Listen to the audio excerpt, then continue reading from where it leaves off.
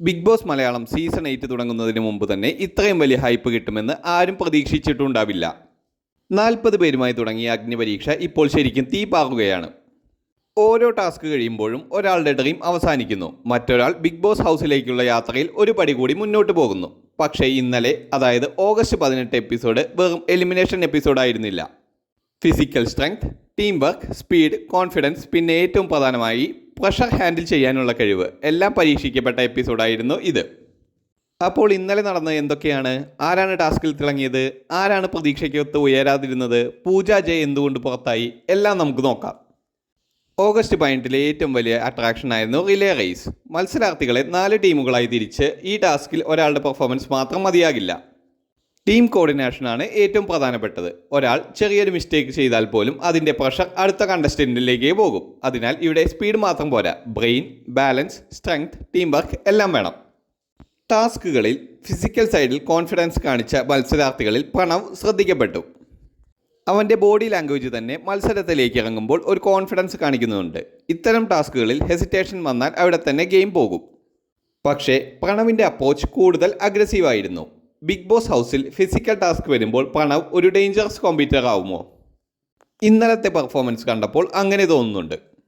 അടുത്തതായി പാർവതിയെക്കുറിച്ച് പറയാതെ ഇന്നത്തെ റിവ്യൂ പൂർത്തിയാകില്ല. ആദ്യമൊക്കെ അധികം സ്പോട്ട് ലൈറ്റ് കിട്ടാത്ത കണ്ടസ്റ്റൻ്റ് ആയിരുന്നെങ്കിലും ടാസ്കുകളിൽ പെർഫോമൻസ് കാണിക്കാൻ തുടങ്ങിയതോടെ ശ്രദ്ധ നേടുകയാണ്. പ്രത്യേകിച്ച് ടീം ടാസ്കുകളിൽ കാമായി സിറ്റുവേഷൻ ഹാൻഡിൽ ചെയ്യാനുള്ള കഴിവ് ഒരു പ്ലസ് പോയിൻ്റാണ്. ബിഗ് ബോസിൽ ലൗഡായിരിക്കുക മാത്രം പോരാ, റൈറ്റ് മൊമെൻറ്റ്സിൽ പെർഫോമൻസ് കാണിക്കുക എന്നാണ് പ്രധാനം. അത് പാർവതി മനസ്സിലാക്കിയിട്ടുണ്ടെന്ന് തോന്നുന്നു. ഷിജിൻ ടീം പ്ലെയറായി ശ്രദ്ധ നേടി. ഫിസിക്കൽ ടാസ്കുകളിൽ എഫേർട്ട് കൊടുക്കുന്നതിനോടൊപ്പം ടീമിനെ സപ്പോർട്ട് ചെയ്യാനുള്ള ആറ്റിറ്റ്യൂഡും ഷിജിൻ കാണിച്ചു. റിലേ റേസ് പോലുള്ള ടാസ്കുകളിൽ ഇൻഡിവിജ്വൽ പെർഫോമൻസിനേക്കാളും ടീമിൻ്റെ റിതമാണ് പ്രധാനപ്പെട്ടത്. അവിടെ ഷിജിൻ നൽകിയ കോൺട്രിബ്യൂഷൻ ശ്രദ്ധേയമായിരുന്നു. ഇനി വരുന്ന ടാസ്കുകളിൽ ഷിജിന് കൂടുതൽ ഓപ്പർച്യൂണിറ്റീസ് കിട്ടിയാൽ ഗെയിം മാറാൻ സാധ്യതയുണ്ട്. അടുത്തായി ശ്യാമിൻ്റെ പെർഫോമൻസിലും ഒരു കോമ്പറ്റീറ്റീവ് ആറ്റിറ്റ്യൂഡ് കാണാൻ സാധിച്ചു. ഇത്തരം ടാസ്കുകളിൽ ജയിക്കാൻ മാത്രമല്ല, എതിരാളിയുടെ സ്ട്രാറ്റജി മനസ്സിലാക്കാനും കഴിയണം. ശ്യാം അതിലേക്ക് മാറി തുടങ്ങുന്നുണ്ട്. അഗ്നിപരീക്ഷ മുന്നോട്ട് പോകുമ്പോൾ ശ്യാമിനെ അണ്ടർ എസ്റ്റിമേറ്റ് ചെയ്യാൻ പറ്റില്ല. ഇന്നലത്തെ സർപ്രൈസ് പാക്കേജ് ലോലിറ്റ ആയിരുന്നു. ഇത്രയും കണ്ടസ്റ്റൻസ് ഉള്ള കോമ്പറ്റീഷനിൽ എല്ലാവർക്കും സ്ക്രീൻ സ്പേസ് കിട്ടണമെന്നില്ല. പക്ഷേ ടാസ്കുകളിൽ ഒരു കണ്ടസ്റ്റൻ്റ് സ്റ്റാൻഡ് ഔട്ട് ചെയ്താൽ പോലും പ്രേക്ഷകരുടെ ശ്രദ്ധ അവരിലേക്ക് മാറും. ലോലിറ്റ അത്തരത്തിൽ സ്ലോ ആയി ശ്രദ്ധ നേടുന്ന കണ്ടസ്റ്റൻ്റ് ആകുന്നുണ്ട്. ഇനി പേഴ്സണാലിറ്റി ബേസ്ഡ് ടാസ്ക് വന്നാൽ ലോലിറ്റ എങ്ങനെ പെർഫോം ചെയ്യും എന്നാണ് കാണേണ്ടതാണ്.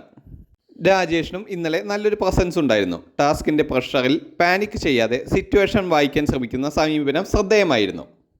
ഫിസിക്കൽ സ്ട്രെങ്ത് മാത്രം കൊണ്ട് ബിഗ് ബോസിൽ മുന്നോട്ട് പോകാൻ കഴിയില്ല, മൈൻഡ് ഗെയിം കൂടി കളിക്കണം. രാജേഷിൻ്റെ സ്ട്രെങ്ത് അതായിരിക്കുമോ എന്നാണ് ഇനി കാണേണ്ടത്. ഇനി വരാം പൂജ ജയിലേക്ക്. ഇന്നത്തെ എപ്പിസോഡിൻ്റെ ഏറ്റവും വലിയ ട്വിസ്റ്റ്, പൂജ ജയ് പുറത്തായി. പക്ഷേ പൂജയുടെ എലിമിനേഷൻ വെറും പെർഫോമൻസ് കാരണമായിരുന്നില്ല. ടാസ്കിനിടയിൽ ജഡ്ജുമായി പൂജയ്ക്ക് ഉണ്ടായ അഭിപ്രായ വ്യത്യാസം വലിയ ചർച്ചയായി. പൂജ തൻ്റെ നിലപാടിൽ ഉറച്ചു നിന്നു. അത് ചിലർക്ക് കോൺഫിഡൻസ് ആയി തോന്നിയപ്പോൾ മറ്റു ചിലർക്ക് അത് ഓവർ അഗ്രഷനായി തോന്നി. ഇവിടെയാണ് ബിഗ് ബോസ് ഗെയിമിൻ്റെ ഒരു ഇമ്പോർട്ടൻറ്റ് ലെസൺ വരുന്നത്. നിലപാട് വേണം, പക്ഷേ ആ നിലപാട് എങ്ങനെ അവതരിപ്പിക്കുന്നു എന്നതും ഈക്വലി ഇമ്പോർട്ടൻ്റ് ആണ്. പൂജയ്ക്ക് കോൺഫിഡൻസ് ഉണ്ടായിരുന്നു, പക്ഷേ ആ കോൺഫിഡൻസ് തന്നെയാണ് അവസരം തിരിച്ചടിയായത്. പൂജ പുറത്തായതിനു ശേഷം രഞ്ജിനി ഹരിദാസ് പറഞ്ഞ കാര്യങ്ങളും ശ്രദ്ധിക്കപ്പെട്ടു. ദേഷ്യം മോശമല്ല, പക്ഷേ അത് ശരിയായ സ്ഥലത്ത് ഉപയോഗിക്കണം എന്നായിരുന്നു രഞ്ജിനിയുടെ അഭിപ്രായത്തിൻ്റെ സാരം. സത്യത്തിൽ ബിഗ് ബോസ് കണ്ടസ്റ്റൻസിന് ഇത് വലിയ ഇമ്പോർട്ടൻ്റ് അഡ്വൈസ് ആണ്. കാരണം ബിഗ് ബോസ് ഹൗസിൽ ഓരോ റിയാക്ഷനും ക്യാമറയിൽ വരും. ചെറിയ ആർഗ്യുമെൻറ്റ്സ് പോലും പിന്നീട് വലിയ ഇഷ്യൂ ആകാം. അഗ്നിപരീക്ഷയിൽ ഇൻഫിനിറ്റി പെൻഡൻറ്റ് നേടുന്നവർക്ക് കോമ്പറ്റീഷനിൽ വലിയ അഡ്വാൻറ്റേജ് ആണ്. ഇതിനകം പ്രണവ്, പാർവതി, ഷിജിൻ എന്നിവർ ഇൻഫിനിറ്റി പെൻഡൻറ്റ് നേടിയതായി ശ്രദ്ധിക്കപ്പെട്ടു. അതേസമയം പിന്നീട് ശ്യാം, ലോലിറ്റ, രാജേഷ് ഉൾപ്പെടെയുള്ളവരും പെൻഡൻറ്റ് നേടിയതായി റിപ്പോർട്ടുകളുണ്ട്. അപ്പോൾ ഒരു കാര്യം ക്ലിയർ ആണ്, ഇവരുടെ ജേർണി വെറും ഒരു സർവൈവ് ചെയ്യുന്നതല്ല, ബിഗ് ബോസ് ഹൗസിലേക്കുള്ള ടിക്കറ്റ് ഉറപ്പാക്കുന്നതിനുള്ള ഫൈറ്റാണ്. ഇന്നലത്തെ ഗെയിമിൽ ആരാണ് വിന്നേഴ്സ് ആയത്? എൻ്റെ പേഴ്സണൽ റാങ്കിങ് പറയുകയാണെങ്കിൽ ഫിസിക്കൽ ഗെയിമിൽ പ്രണവാണ് മുമ്പിട്ട് നിന്നത്. ടീം ഗെയിമിൽ ഷിജിൻ, കാം പെർഫോമറായി പാർവതി, സർപ്രൈസ് പെർഫോമറായി ലോലിറ്റ, കോമ്പറ്റീറ്റീവ് ആറ്റിറ്റ്യൂഡായി ശ്യാം, സ്ട്രോങ് പ്രസൻസായി രാജേഷ്. പക്ഷേ biggest talking point Pooja Jaya തന്നെ. കാരണം ടാസ്കിനേക്കാൾ കൂടുതൽ ഡിസ്കഷൻ ഉണ്ടാക്കിയത് പൂജയുടെ എലിമിനേഷൻ തന്നെയാണ്. ഇനി നിങ്ങളോടൊരു ചോദ്യം. പ്രണവ്, പാർവതി, ഷിജിൻ, ശ്യാം, ലോലിറ്റ, രാജേഷ് ഇവരിൽ ആരാണ് ബിഗ് ബോസ് ഹൗസിലേക്ക് പോകാൻ ഏറ്റവും ഡിസേർവിംഗ്? പൂജ ജയയുടെ എലിമിനേഷൻ ശരിയായ തീരുമാനമായിരുന്നോ?